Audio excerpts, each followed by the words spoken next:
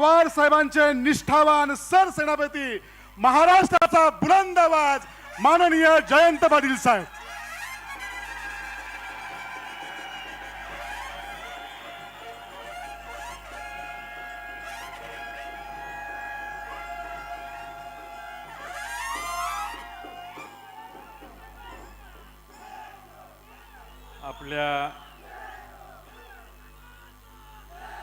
आपल्या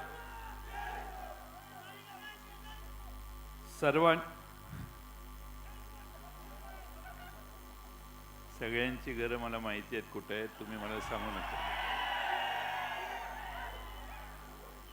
आपल्या सर्वांचे आदरणीय नेते आदरणीय शरद पवार साहेब या ठिकाणी मुद्दामून उपस्थित असणाऱ्या आदरणीय सुहासिनी देवी घाटगे, आमच्या जिल्ह्याचे राष्ट्रवादीचे अध्यक्ष व्ही पाटील साहेब,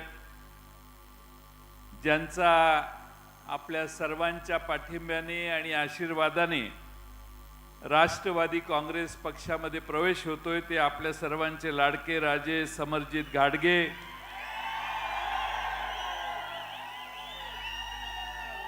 उत्तमराव जानकर, प्रतापराव घाटगे, नंदिनीताई बाबुळकर, वीरकुमार पाटील, RK पवार, रणजित सिंह पाटील, या ठिकाणी उपस्थित असणारे आमचे अमरसिंह चव्हाण, रामराजे कुपेकर, मदन कारंडे, यशवंतराव गोसावी, AY पाटील साहेब, अमोल घाटगे, तालुका अध्यक्ष शिवानंद माळी, रोहित पाटील, अश्विनी माने, पद्मजा तिवले, व्यासपीठावरील सर्वच मान्यवर आणि बंधू भगिनींनो,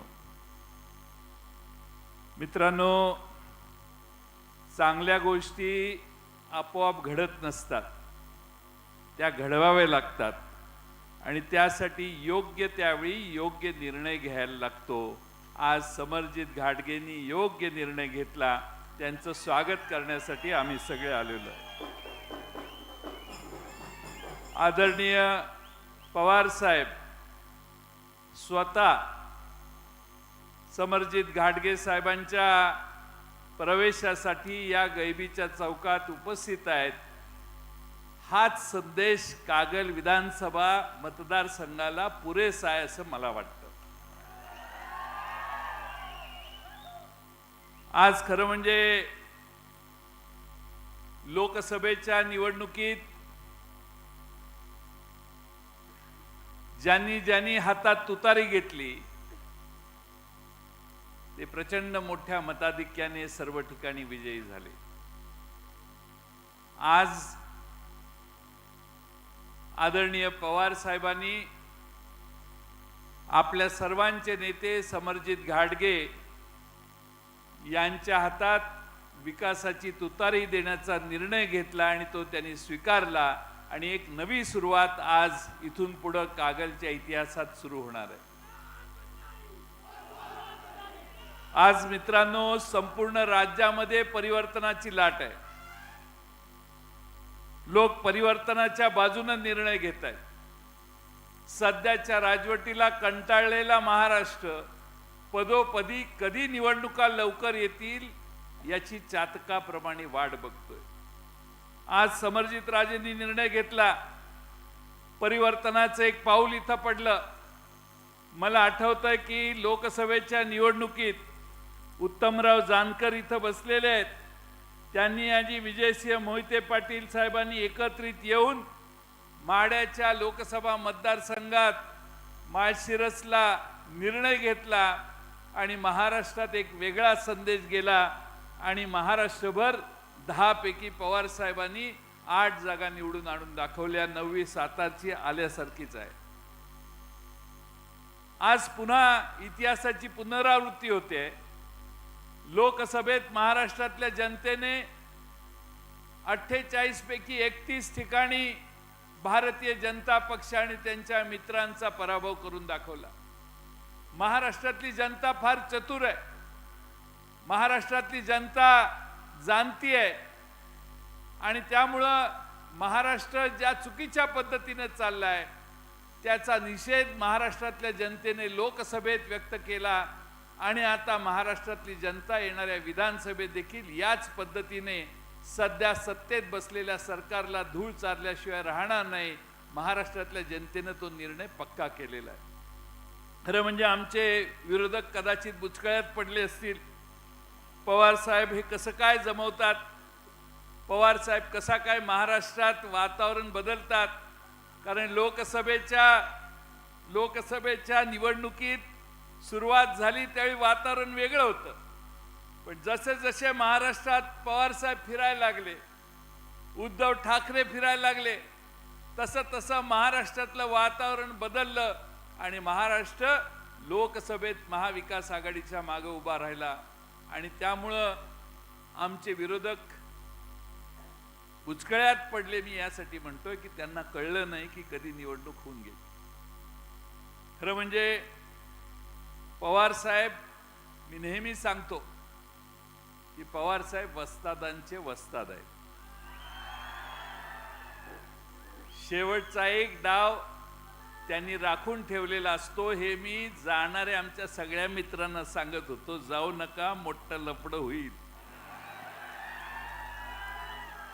मी सांगत होतो काही पण करा पण पवार साहेबांना अंगावर घेऊ नका. काही करा पण त्या नेत्याला अंगावर घेण्याचं धाडस करू नका. कपाळ मोक्ष ठरलेला आहे. तुम्ही पवार साहेबांच्या वाट्याला जाऊ नका. बराच प्रयत्न केला, नाही ऐकले. अचानक एकदम जाऊन सरकारमध्ये जाऊन बसले. सरकारमध्ये जाण्याने बरंच संरक्षण मिळतं अशी समज काही लोकांची आहे. सरकारी पक्षात गेल्यावर समज मिळते अशा समजुतीत काही लोक भाबडेपणानं कदाचित तिकडे गेले असतील. पण कायदा हा कधी बदलत नसतो. कायदा हा कायद्याप्रमाणेच चालतो. देर कदाचित होऊ शकते, काळाच्या ओघात निर्णय होत असतात, पण ते कधी टळत नसतात. त्यामुळं क्षणभर कुठंतरी संरक्षण मिळालं असं वाटत असेल, पण ते कधी थांबत नाही. ते कायम कायदा हा शेवटपर्यंत पोहोचतो. हे कधी मित्रांनो आपण विसरता कामा नये. खरं म्हणजे सगळेच पक्षातनं गेले. पवार साहेब आणि काही आम्ही मोजके लोक राहिलो. मी त्यावेळी सांगत होतो, पहिल्या दिवसापासून 5 जुलैपासून मी सांगतोय. अमिताभ बच्चनचा एक डायलॉग आहे, हम जहां खड़े होते हैं वही लाइन वहीं से ही शुरू होती है. तसं पवार साहेब जहां खड़े होते हैं लाइन वहीं से ही शुरू होती है. पवार साहेब हाच आमचा पक्ष, पवार साहेब हाच आमचा विचार, हे समजून महाराष्ट्रात लाखो कार्यकर्ते आज कानाकोपऱ्यात, गडचिरोलीच्या त्या कोपऱ्यापर्यंत काम करतायत. पवार साहेब हे महाराष्ट्रातल्या सर्व कानाकोपऱ्यातल्या सामान्य माणसाला अनुभवायला मिळाले. महाराष्ट्राने पवार साहेब काय जिन्नस आहे, किती ठामपणानं ताकदीनं हा नेता काम करू शकतो, हे महाराष्ट्राने एकदा नाही अनेक वर्ष अनेक वेळा पाहिलेलं आहे. आणि म्हणून पवार साहेबांच्या बद्दल एक वेगळी आपुलकीची भावना महाराष्ट्रातल्या गोरगरिबांना, शेतकऱ्यांना आणि सर्व समाजांना आहे. आणि म्हणून थोडा काळ जाऊ द्या, तुतारीचा आवाज सगळ्या महाराष्ट्रभर समरजित घाटगे तुम्हाला ऐकायला मिळाल्याशिवाय राहणार नाही. समरजित घाटगेंनी गेले 10 वर्ष अविरतपणाने लढाई केली आहे. धोरण कायम तेच ठेवलेलं आहे. कारखाना अतिशय आदर्शपणाने चालवलेला आहे. संस्था योग्य पद्धतीने चालवण्याचं त्यांनी काम केलेलं आहे. सत्ता असो अगर नसो आपण ठामपणाने काम करत राहायचं, हा त्यांनी बाणा, स्वाभिमानी बाणा कायम दाखवलेला आहे. कुठेही समोर मोठा सत्ताधीश असला तरी त्याच्या पुढे नतमस्तक होणार नाही, ही भूमिका समरजित घाटगेंनी कायम ठेवलेली आहे. आणि म्हणून महाराष्ट्रातल्या आणि आम्हा सगळ्यांना त्यांच्याविषयी आपुलकी आहे, जिव्हाळा आहे. ते वेगळ्या पक्षात गेले. आता त्या पक्षाला त्यांचा माणूस राखता आला नाही, त्याला आम्ही काय करणार? माणूस सांभाळायला देखील प्रयत्न करावे लागतात, माणसाला साथ द्यावी लागते. पण कुणीतरी मोठं आपल्या पक्षात आलं म्हटल्यावर बाकीच्यांना वाऱ्यावर सोडण्याची व्यवस्था समोरच्या पक्षात आहे असं आम्हाला कधी कधी वाटतं. आणि म्हणून माझी आपल्याला विनंती आहे, समरजित घाटगे हे व्यवसायाने सीए आहेत. विरोधकांची वजाबाकी करणं त्यांना योग्य पद्धतीनं कळतं असं मी समजतो. त्यामुळं मला हिशेब चोख ठेवणारे समरजित घाटगे या मतदारसंघाचा विकास अधिक जोरानं करतील असा मला प्रामाणिकपणाने विश्वास वाटतो. खरं म्हणजे आपली कागलची भूमी छत्रपती शाहू महाराजांची भूमी आहे. या भूमीने समतेचा संदेश दिला. या भूमीने भारतामध्ये पहिल्यांदा आरक्षणाची कल्पना मांडली. या भूमीतनं छत्रपती शाहू महाराजांनी राज्य कसं करायचं असतं, 12 बलुतेदारांना बरोबर कसं घ्यायचं असतं आणि धर्माधर्मामध्ये भेद न करता सर्व धर्मियांना जवळ कसं करायचं असतं, हा आदर्श छत्रपती शाहू महाराजांनी महाराष्ट्रात या करवीर नगरीमधून आणि आपल्या कोल्हापूर जिल्ह्यातून घालून दिला. आणि म्हणून शाहू महाराजांना या देशात आजही आपुलकीनं पाहिलं जातं. पण काल परवा विशाळगडावर काही घटना झाल्या याच शाहू महाराजांच्या जिल्ह्यामध्ये. विशाळगडावर घटना झाल्या, काही लोक जाऊन नासधूस करायला लागले. ठराविक धर्माच्याच घरात नासधूस करण्याची भूमिका काही लोकांनी स्वीकारली आणि त्या ठिकाणी पोलीस बघ्याची भूमिका घेतात, पोलीस संरक्षण देत नाहीत आणि ज्यांनी हे काम केलं त्यांच्यावरही कडक कारवाई करत नाहीत. हे दुर्दैव महाराष्ट्राने कधीही बघितलं नाही. समतेचा विचार देणाऱ्या कोल्हापूर जिल्ह्यातल्या विशाळगडात अशी घटना होणं हे महाराष्ट्राला सोयीचं आणि महाराष्ट्राला अभिमानाचं नाही आहे. पण काही लोक अशांतता माजवण्यासाठी कोल्हापूरला येतात, विशिष्ट समाजाला टार्गेट करतात.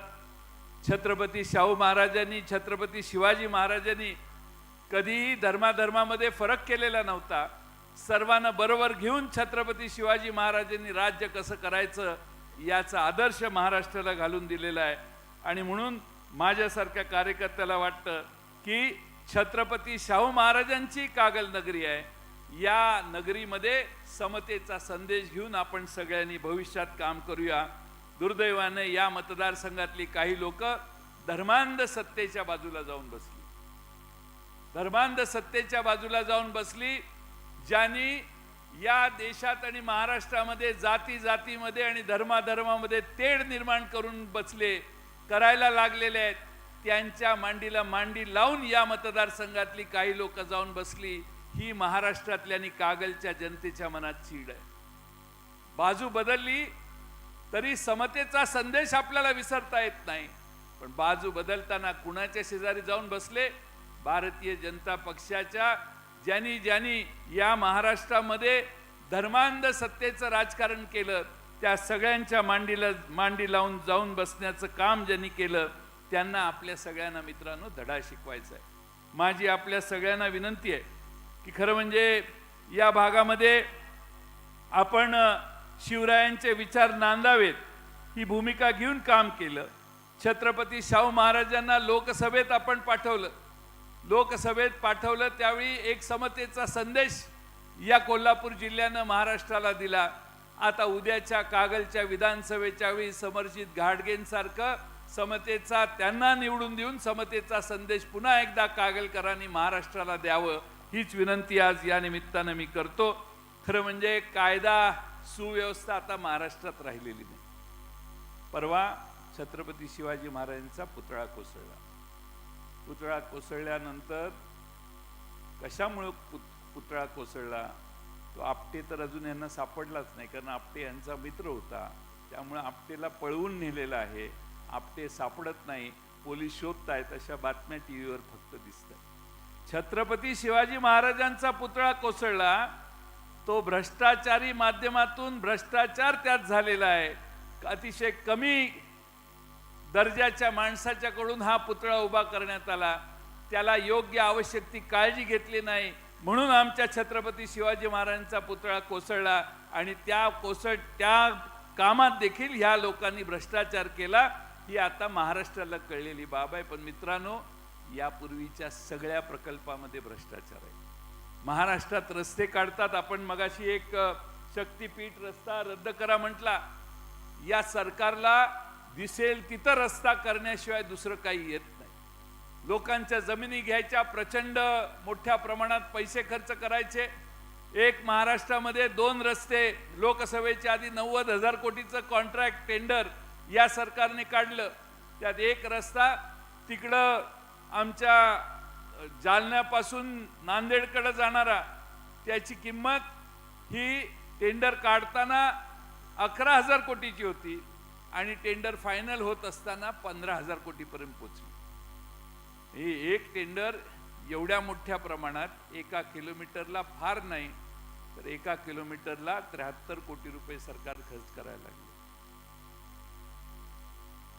आपल्या अलिबाग पासून विरार पर्यंत जाणारा 96 किलोमीटरचा रस्ता 20,000 कोटीचं टेंडर, माझ्या माहितीनं ते 26,000 कोटीला निघाले आणि त्यामध्ये 1 किलोमीटरला हे सरकार 273 कोटी रुपये खर्च करणार आहे. चंद्रावर आपण गेलो, चांद्रयान 3 मोहीम झाली, 600 कोटीत झाली, पण हे 3 किलोमीटरला 600 कोटी रुपये संपवायला लागले आहेत. एवढा प्रचंड खर्च आणि प्रचंड भ्रष्टाचार सरकार करतंय. सगळ्या कामात भ्रष्टाचार करायचा, पैसे काढायचे आणि ते पैसे निवडणुकीला वापरायचे, हे रहाड नवीन चक्र या सरकारनं सुरू केलेलं आहे. आणि म्हणून महाराष्ट्राच्या हिताचं आहे की हे सरकार घालवणं तुमच्या आमच्या दृष्टीनं महत्त्वाचं आहे.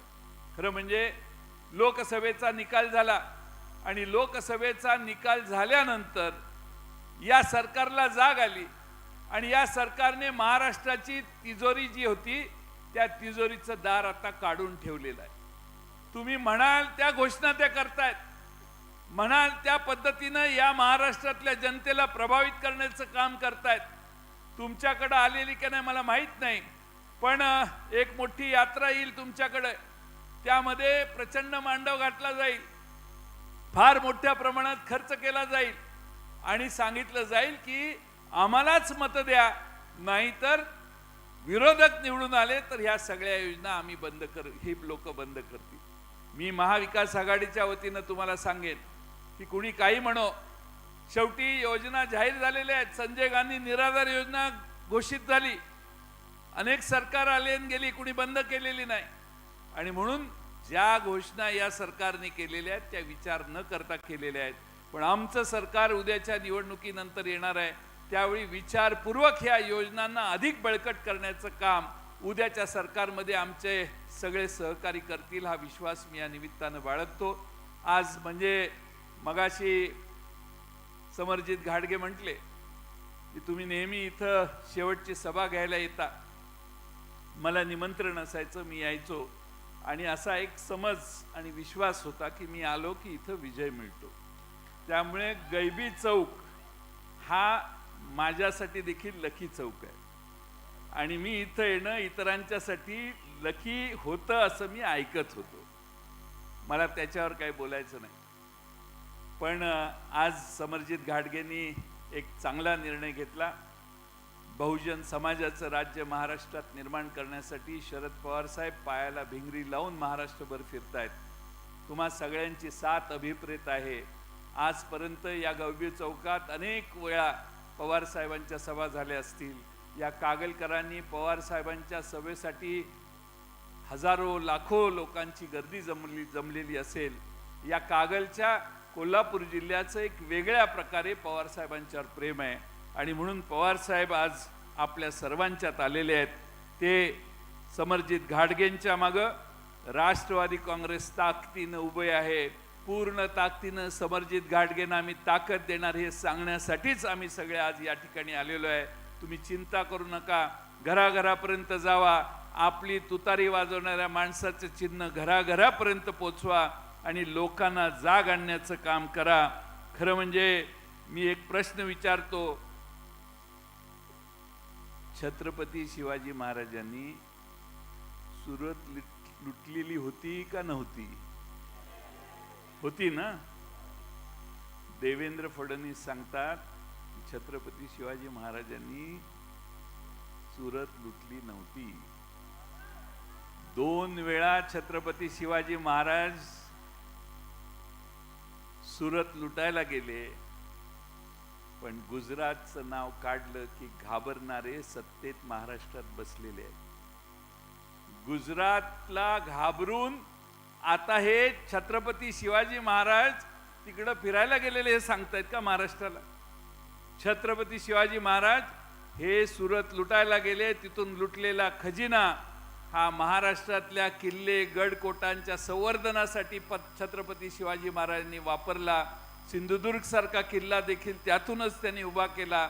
महाराष्ट्राची ताकद वाढावी म्हणून मुंबई आज जशी आहे तशी सुरत ही त्यावेळी केंद्र होतं आर्थिक. त्या ठिकाणी जाऊन संपत्ती मिळवण्यासाठी छत्रपती शिवाजी महाराज गेले. पण आजचे राज्यकर्ते सांगतात सुरत लुटायला ते गेले नव्हते. इतिहास बदलण्याचं पाप कोणीतरी करतंय. छत्रपती शिवाजी महाराजांचा पुतळा कोसळला, आता छत्रपती शिवाजी महाराजांचा इतिहास बदलण्याचं कपट कारस्थान महाराष्ट्रात चाललंय आणि ते तुम्ही होऊन देऊ नका. आपण बाकीचं काही मान्य करू, पण छत्रपती शिवाजी महाराजांचा कोणतीही गोष्ट त्यांच्याबद्दलची खपवून घेतली जाणार नाही ही भूमिका घेऊन आपण समरजित घाटगेंच्या मागे ताकदीनं उभा राहू एवढाच विश्वास मी या ठिकाणी व्यक्त करतो. समरजित घाटगेंना आणखीन एक सांगतो की हा पक्ष हा जिव्हाळ्याचा पक्ष आहे. हा पक्ष जिव्हाळ्याचा पक्ष आहे आणि हा पक्ष हा आपुलकीचा पक्ष आहे.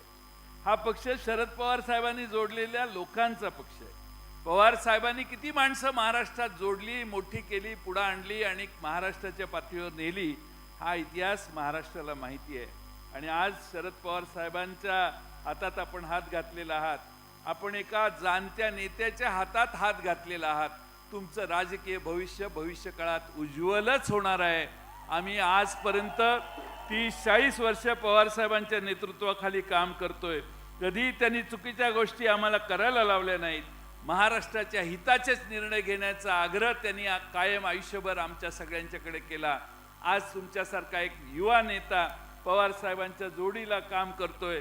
मला खात्री आहे की या कागल विधानसभा मतदारसंघ, कागल असेल, उत्तूर असेल, गडिंग्लज असेल, तुम्ही कुठलीही चिंता करू नका. या मतदारसंघातला कोणताही प्रकल्प थांबणार नाही. उलट दपटीनं ताकदीनं काम करण्याची ताकद समरजित घाटगेंना पवार साहेब देतील हा विश्वास मी या ठिकाणी व्यक्त करतो आणि माझे 2 शब्द पूर्ण करतो. धन्यवाद. महाराष्ट्राचा बुलंद आवाज